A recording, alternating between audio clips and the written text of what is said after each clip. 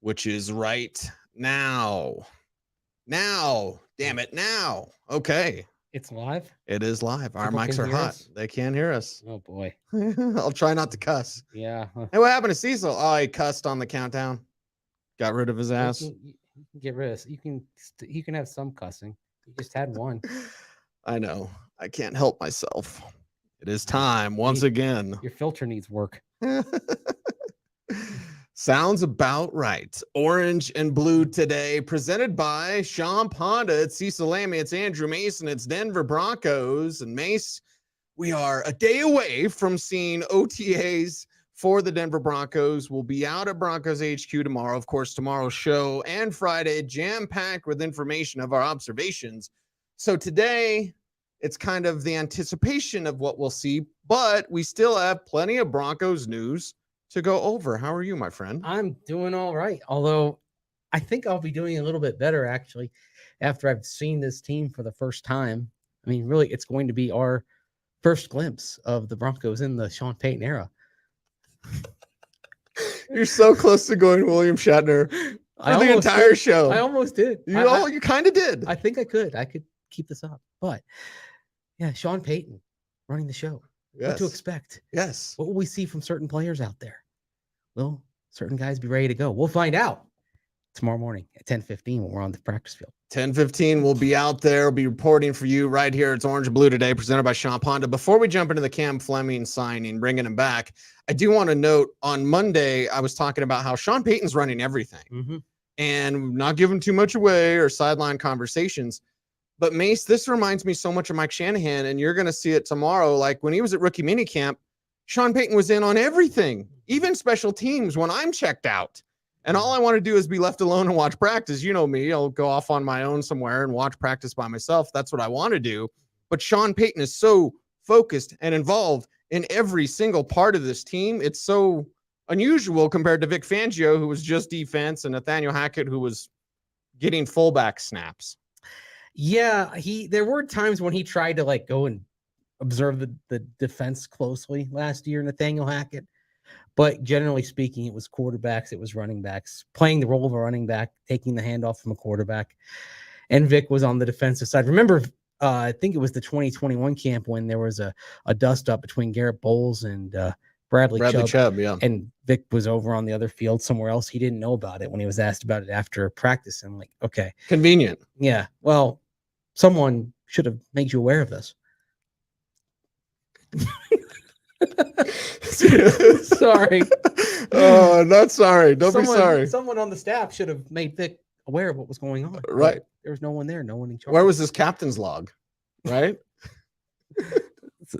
He wasn't with him on the field. No, it was malfunctioning. Anyway. Yes, it was. Anyhow, but you're going to enjoy it, dude. I think it'll remind you of Shanahan, because Shanahan was he was so regal in what he did on the field. Special teams in particular. Now, no surprise that he's going to be involved with this, because for all that has changed this offseason, no unit has changed more than special teams.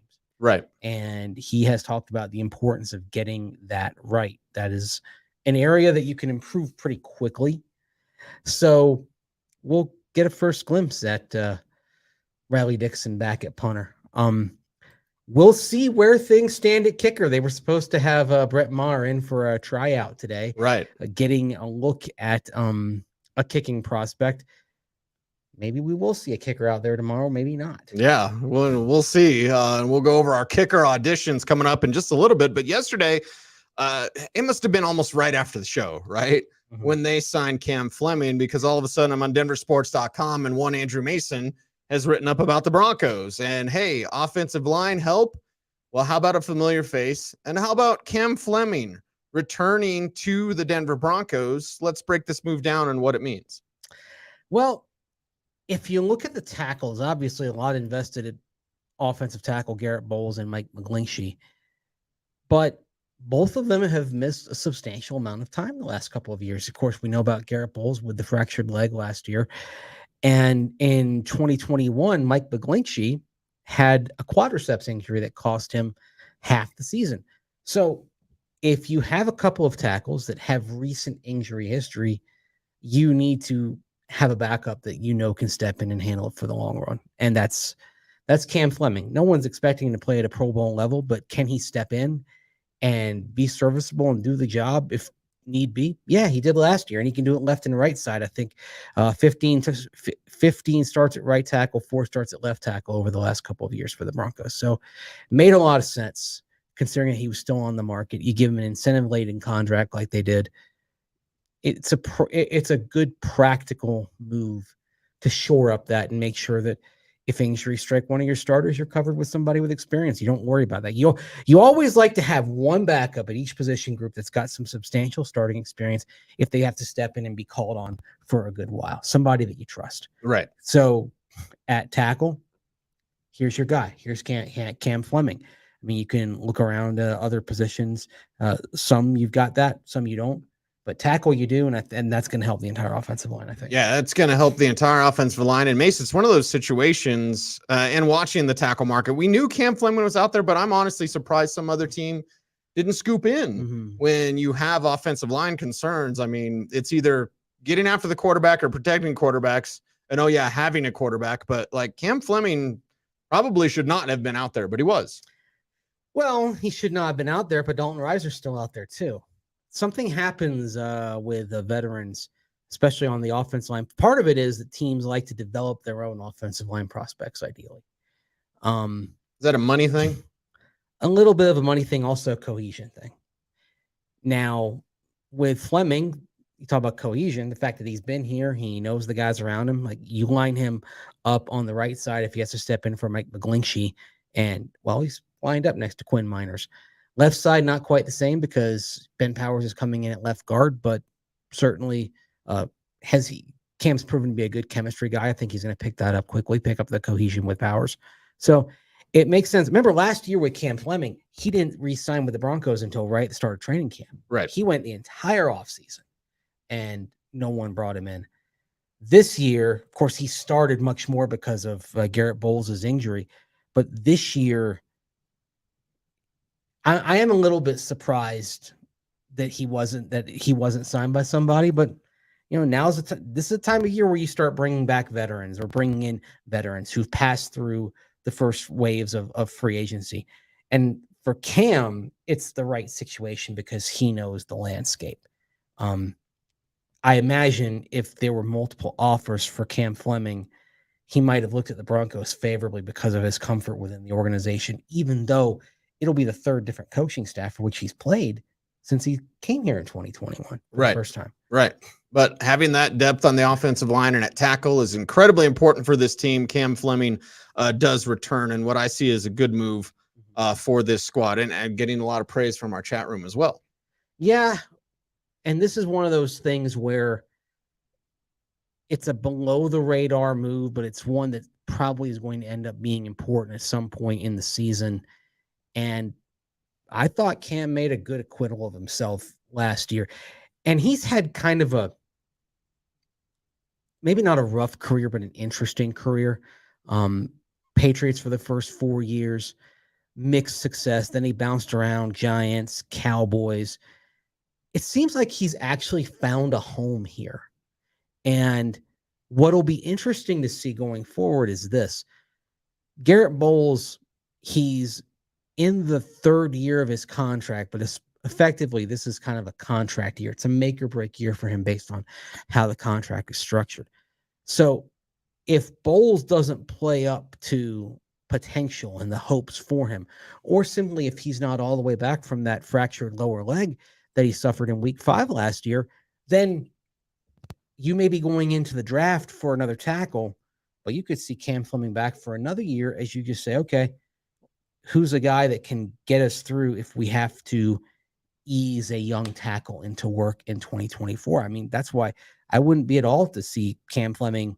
He's on a 1-year contract this year. Wouldn't be at all surprised to see him on a 1-year contract next year if things go a certain way. Right. Well, I look at it this way. Yesterday I said, hey, the Brandon McManus move could be a move that maybe loses you a game or two. The Cam Fleming move could actually win you a game or two. Yeah. In case of emergency, break glass. Oh, yeah, you got the guy who started a lot of games last year.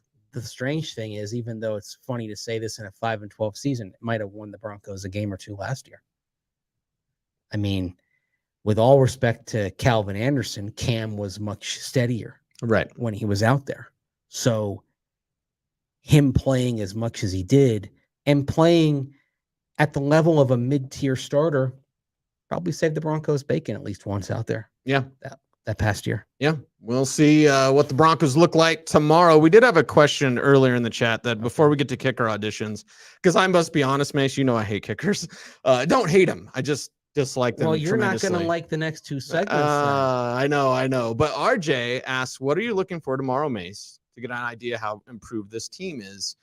For me, and again, not giving away too much of what Sean Payton said, he always was saying, know the play. And this is where it reminded me of Shanahan, because if guys went out there and running back went the wrong way on a handoff, he would stop it. He would say, do it again. This is Peyton Manning-esque, Mike Shanahan-esque. And he would run it again. He makes sure everyone's on the same page because it's quality of reps with Sean Payton. Yeah, quality, not quantity. And yes. If he were focused on quantity, he would have had that voluntary veteran minicamp last month that the team could have had in the days before the draft. You're allowed to have that when you have a new head coach. He didn't want that because he wanted those first few weeks to be about running and lifting and then get to the part where you're starting to get ready for actual on-field 11 versus 11 work. So he's already sacrificed quantity of reps. And yeah, he'll sacrifice it again if he doesn't like what he sees, and he'll, put a halt to practice and focus on getting a rudimentary concept right. So that's one of the things I'm looking forward to seeing out of him and this team. And just in general, I want to see the pace at which the team is moving, and I want to see just in general how engaged everybody is. How are they responding to this new style? Right. Much more important than I think where they are in terms of execution and learning the schemes, because literally they have not been on the field as a team, offense versus defense, until this week. They were doing individual work last week. Now you're doing team stuff. So you are at such an early stage right now. I think you don't want to get too caught up in where they are progress wise, because they are very much at a base elementary level at this point. It is Orange and Blue today, presented by Sean Ponda. One more, and I'm not avoiding kickers. I promise. You probably think I am. But Nate asks Skinner and Atwater comparisons. Any thoughts, boys? Hey, let's not do that. And I know Nate's not doing that, but Skinner, and we talked about him before the draft, he throws his body around. He's completely reckless as a tackler. He has no issues like throwing his body in there. The problem is shoulders don't do the trick. He's not as physical. Steve Atwater would crush you and wrap you up, and Skinner's more like, I'm going to throw my shoulder into you. And there have been successful safeties that have done that for a while, like a Bob Sanders did it, even though Sanders was smaller than Skinner.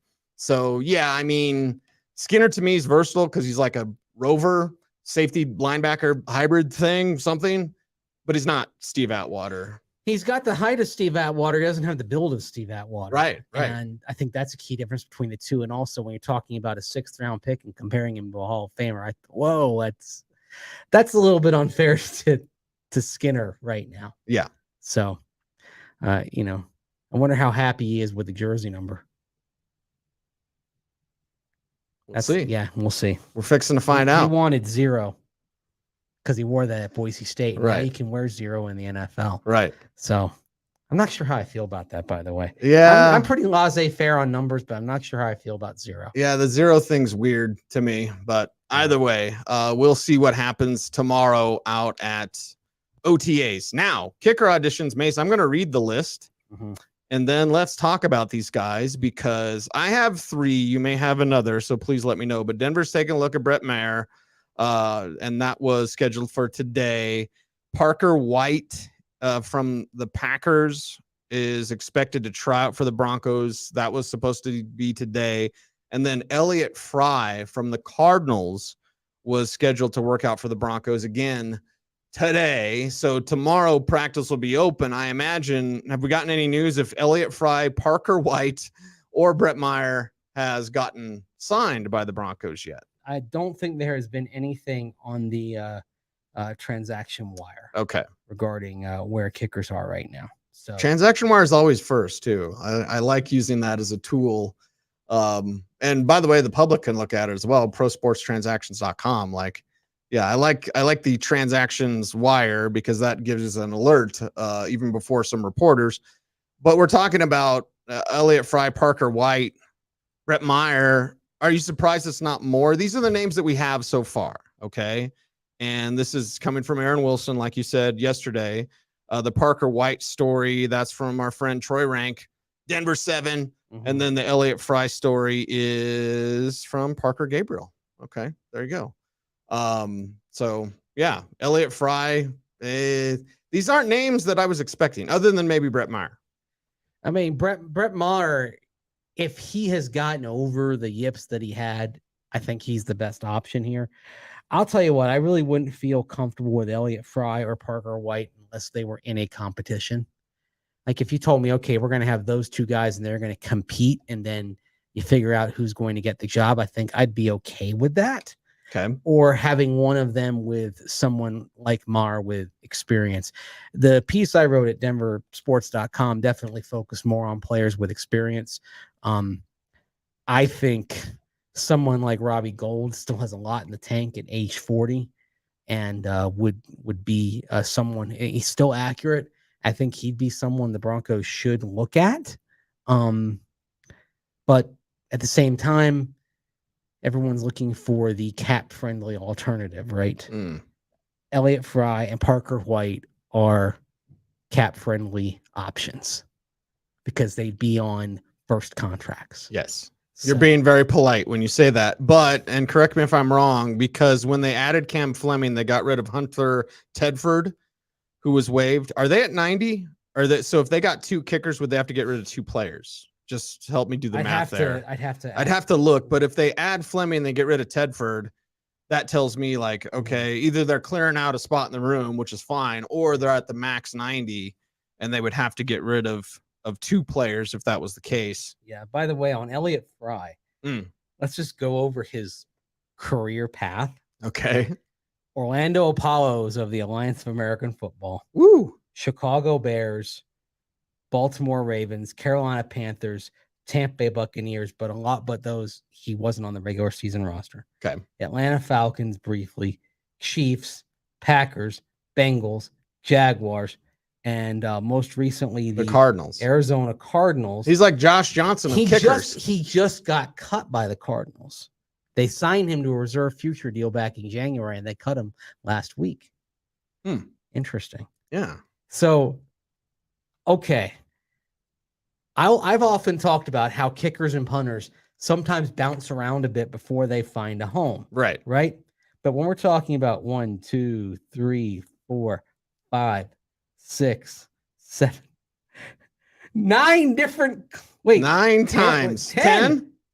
Chicago, Baltimore, Carolina, Tampa Bay, Atlanta, Kansas City, Green Bay, Cincinnati, Jacksonville, Arizona. I don't think I double counted. I don't think he's gone back anywhere. Okay, so not quite like Josh Johnson. Yeah, who, by the way, is back with Baltimore. Third time.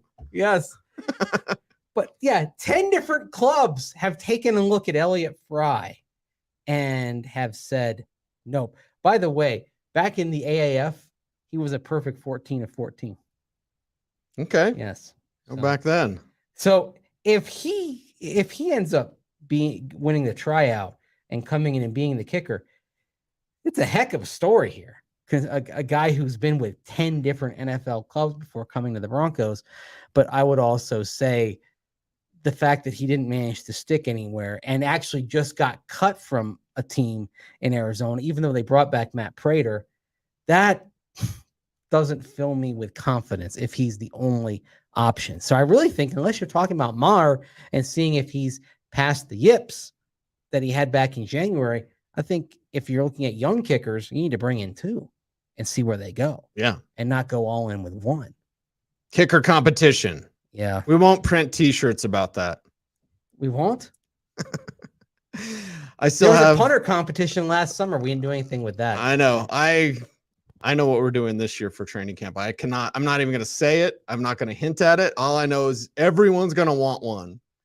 Everyone's gonna want It's one. got something to do with Sean Payton, I imagine. Everyone's gonna want one. Raj is probably mad at me. Stop talking about it. But yes. We have to have a theme every year. We do. That's we the do. thing. You love the theme for Broncos training camp. I still want us to get Orange Blue Today stickers. Yeah. Because last year our friend Eric Dalala was handing out neutral zone stickers. It made me jealous because I was like, I love Eric and Phil. I always make fun of their name, neutral zone, because I'm like, say something. Don't be neutral. But like this is a good marketing opportunity for us. Meet the fans, shake hands, kiss babies, all that kind of good stuff. Even though when you work for a team, the last thing you usually are is neutral. I know this for having worked for teams. Right. So I get it. I understand. Yeah, it's part of the gig. Maybe right? Maybe it's an ironic choice. Maybe. You just never know. Kicker auditions, anything else? Did I miss anybody? Is that who we know so far? He got all three. three. Okay. I just want to make sure. Elliott Fry, Parker White. Although you remember on Family Guy, Wheaton, putting emphasis on the H. Cool Whip, Parker White. Yeah. I'm not sure it's a good thing if the Broncos have a kicker named White. Parker Okay. White. All right. Wheatons.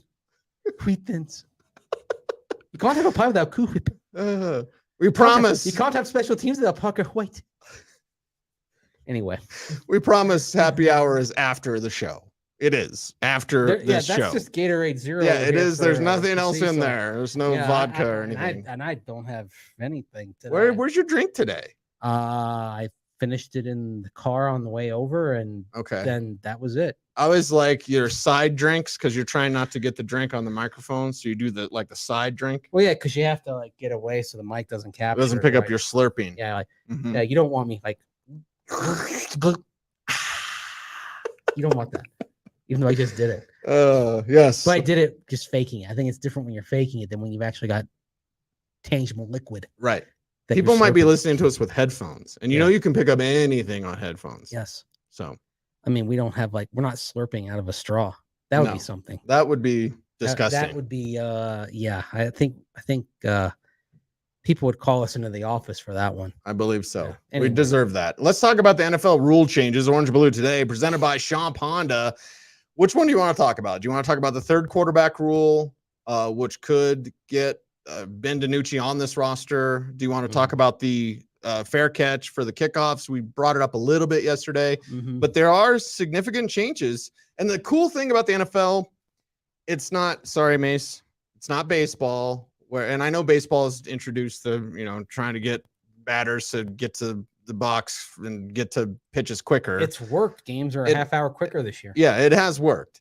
But most of the time, baseball is very traditional. We fear change. It's like Dana Carvey, right? We fear change. Football, Football is like, what? Huh? Change, rule change. Try this. They usually steal rules from the XFL. So we've got a couple of rule changes to talk about, which I think are very, very interesting. Let's start with the kickoff because they're actually stealing this from college football. Yes.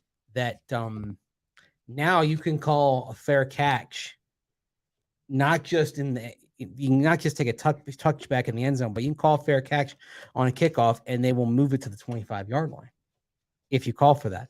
And this is a reaction to a tactic we have seen more and more often in the last few years, which is where teams would pooch the kickoff, trying to get it inside the 10-yard line and outside the numbers toward the sideline. Thus, you had a returnable kickoff, but not one with a great chance of an explosive return because you were angling it. And so we saw more of that because in general, you could stop teams before they got to the 25. So for a team that had a good kickoff specialist in terms of placement, it behooved you to try that. Now, we've seen sometimes you try that, it doesn't work. Tom McMahon tried that with Brandon McManus at Los Angeles in week 17 of the 21 season with basically a practice squad kickoff coverage team out there because of COVID absences. And of course, the Chargers returned it all the way down the field for a touchdown because you had a bunch of inexperienced guys out there and you shouldn't have been calling that. You should have been just telling BMAC, just kick it out of the end zone. Right. That's part of why Tom McMahon did not have a job 8 days later with the Denver Broncos. But, Yep. But I digress. So basically what this is going to do, it's going to further marginalize kickoffs in this game, because now it will take the directional kickoff out of play. Unless you need to return, yeah, you're just fair catching every time. Yeah, you're going to take the 25, because it's not just about the fact that the team can limit you and stop you at the 20-yard line. One of the things, and we saw this with the Broncos when Brock Oliva was special teams coordinator, especially, is they would haphazardly return kickoffs and there'd be penalties. The next thing you know, they're starting at the 11-yard line. So you've not only got right getting stopped before you get to the 25-yard line, you have the risk of penalties. And so I think you're going to see, unless that kickoff is around the 15-yard line, most teams 10-yard line and in, they're just going to call for the fair catch, take it at 25 and call it a day.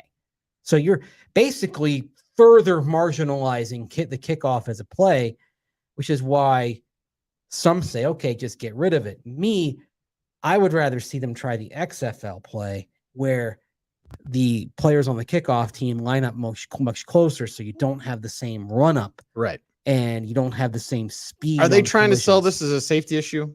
Yes. Is that where it comes off? Yes. Again, the NFL really cares about safety. Well, if they really cared about safety, then do the XFL rule. Yeah, they would do the XFL rule. If they really cared about safety, they wouldn't have regular season overtime because of the accumulated wear and tear. They just call it a tie and walk away in the regular season. They're talking out both sides of their mouth as usual. Yeah. So sounds like the league. Ken does bring up something really interesting here. Check this out. What if you just start squibbing it? That would be interesting. It's got to be in your arsenal. Someone's going to try. It has to be. Someone's going to do that. It has to be. That is a great idea, Ken. Yeah. I'm excited about talking about kicking when you talk about squibbing it, because then it can't be fair caught. You know, a coach who I think would be willing to try that? Sean Payton. Exactly. Sean Payton likes his special teams chicanery. I mean, the most famous win of his career involved a surprise onside kick at the start of the second half. Peyton likes to gamble in that phase. So absolutely, I wouldn't be surprised if the Broncos try a squib. I don't know why my alarm is going off, but there it is. The question is, how comfortable are you trying it with a potential new kicker, like two of the guys that you're trying out today? I think I'd feel much more comfortable trying it with somebody who's experienced, like Brett Maher. Yeah, for sure. So, all right. It is orange blue today. 3 quarterbacks going to keep Ben DiNucci around? Yeah, I think so. I think you should keep Ben DiNucci around anyway. Yeah. With his play in the XFL, he deserves another shot in the NFL as a third guy, developmental guy. Yeah, we talked about this a couple of weeks back with DiNucci coming out of rookie camp, because every indication was they were going to pass this rule, and they did. They talked about it at the meetings in Arizona back in late March. They confirmed it this week. But, I mean, it's interesting because it incentivizes you having a third quarterback, because now you get an extra active spot. Now, someone else isn't going to make the team because of that. Right. And that is also a key thing. This third quarterback has to be on your 53. It cannot be a practice squad activation. Right. Has to be a player on the 53. That's the part of it I don't like. I'm really? Like, you could fudge a little bit, because there's a lot of players that deserve to be on the 53. And that third quarterback, like, there should just be an extra quarterback spot that's available. And maybe they get to that point. Everyone brings up the Chris McCaffrey and the 49ers. I remember when Brian Mitchell was taking snaps as a quarterback. Mm-hmm. I think he won that game, didn't he? No, I believe that was the Philadelphia Eagles Washington game in 1990. It was the body bag game. Yeah. Because Washington had their quarterbacks get hurt by Buddy Ryan's defense on that Brillo pad of a turf field in Philadelphia back in the day. So it's like concrete that they painted green. Yeah. It's the second time that has come up in a conversation today, painted concrete. Really? Yes. Okay. Think about it. Like, though, by the way, if you're a football fan below the age of, like, I'd say probably now, like, below the age of like 25, maybe even 30. Okay. You may not have many memories of old school turf. Brutal. You know, it was about this thick, and it was just green. It was, green plastic, a layer of foam, like foam rubber, and then the concrete. And you had to land on that. You got hit on that. Now, if you were a speed player, it helped you. You could make those sharp cuts. Right. But it was a nightmare to play on. But if you were Terry Allen, you shredded your knee every other year. Yes. And then ran for 1,000 yards every other year after that. Yes. And believe me, like guys that played in that era still feel it if they played enough on those surfaces. They've come a long way with the quality of artificial surfaces. That being said, players still prefer grass. You know. So I was going to make a joke. I'll leave that one alone because there's so many jokes, so many. I brought up a Vikings running back for a reason, Mace. Before we're out of here, Orange and Blue Today, presented by Sean Ponda. Nice. We love you guys. And Terry Allen did play for, he played for a lot, like 4 different teams, top of my head, but he was originally with the Vikings out of Clemson. I get a lot of Dalvin Cook questions. Yeah, we did bring him up briefly yesterday. It's what the fans are talking about. It's what they want to know. We're coming up on what, a week from June 1st, right? Yeah. 31 days has September, April, June, and November. Yeah, so a week from June 1st. Will Dalvin Cook be a Denver Bronco? If it happens, I think it may take a little bit longer than just that, but I wouldn't be surprised if he is. How about you? I would not be surprised at all. I do not believe the Javonte Williams stuff that they say. I'm glad that they're hopeful. I'm glad that, it seems like Pookie's on the right track, but if you had Dalvin Cook and you had Samaje Perine, then you could give Javonte almost the entire year off if he needed it. And then you have Jaleel McLaughlin, who's one of our favorites. Wait till you see him tomorrow, dude. And the other thing is he's going to get first-team reps. I guarantee you, and I think I said this Monday, Jaleel McLaughlin will get first-team reps probably tomorrow. I wouldn't be surprised, and we may not be able to report it. Yeah. What are the rules? There's so many rules. There are a lot of rules that go. What are you doing, Sean Payton? Killing us with the rules. Well, because they don't want stuff getting out. I think McLaughlin gets first-team reps tomorrow. I mean, we can, we want a little lunch bet on that? How many are we going to put a number on the reps? All it takes is one, baby. See, I agree with you. I don't think I can bet you on that. Okay, all right. Because then I'd be betting on something I don't think is going to happen. I'm not really comfortable with that. So. All right. But the thing is, if you bring in another running back, it's a high attrition position. It's a fungible asset as running back. So yeah, bring in more, make sure you're covered. Especially we know this team is going to lean on the run. Yes. Sean Payton wants to run the football. Yes. And Russell Wilson, when he's been successful in Seattle, they ran the football effectively and it took the pressure off. So if you're going to try to make this work this year, what you have? Running the football. Run the ball. And that means you probably need at least one more person in there just to make sure you're covered, because Samaje Perine, he's not a speed back anymore. He's a power guy, which is fine, but you need some electricity. And Perine's not a great third down option. I give him a ton of credit. He's improved as a third down player, but still not the option that Dalvin Cook would be. Yeah, I think so. So I think you'll see somebody else in there at some point, but I don't think it's going to be, June 1st, all of a sudden there's a guy coming in. I think it may take a little bit longer to play out. Okay. We will wait. Patience. And see. Patience, Padawans, patience.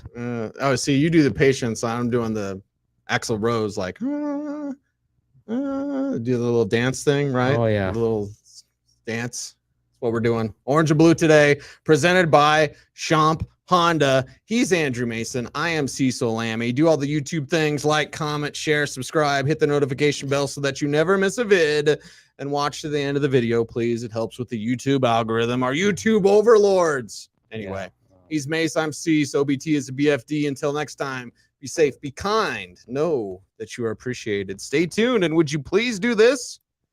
How about you stay frosty?